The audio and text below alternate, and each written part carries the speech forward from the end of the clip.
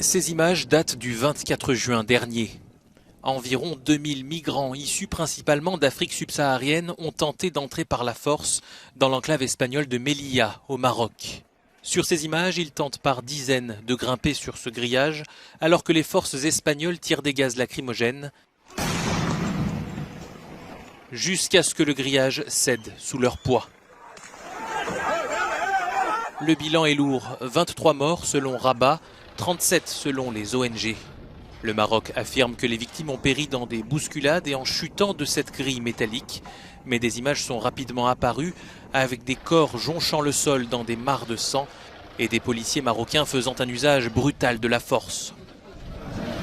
La justice marocaine a engagé des poursuites contre 65 migrants en situation irrégulière qui ont pris part à cette tentative de traversée, en majorité des Soudanais. Le sujet est très sensible entre le Maroc et l'Espagne car Madrid compte sur son voisin maghrébin pour contenir cette pression migratoire. Sur ce drame, le Premier ministre espagnol Pedro Sánchez a pointé la responsabilité de Rabat avant de nuancer son propos en disant reconnaître les efforts du Maroc pour gérer les migrants. Les associations qui représentent les communautés subsahariennes dénoncent cette situation. Ils estiment que le Maroc joue le rôle de gendarme de l'UE. Ils étaient devant le Parlement à Rabat vendredi. Nous sommes ici, c'est pour surtout exprimer notre colère par rapport au massacre qui s'est passé à Melilla.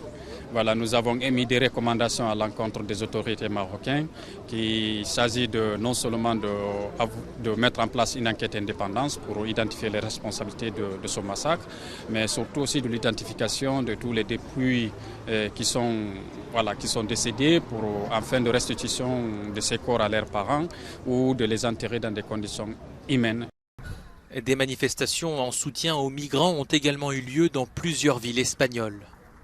Le bilan humain de ce drame est le plus lourd jamais enregistré aux frontières entre le Maroc et les enclaves espagnoles de Ceuta et Melilla, les seules frontières de l'Union européenne sur le continent africain.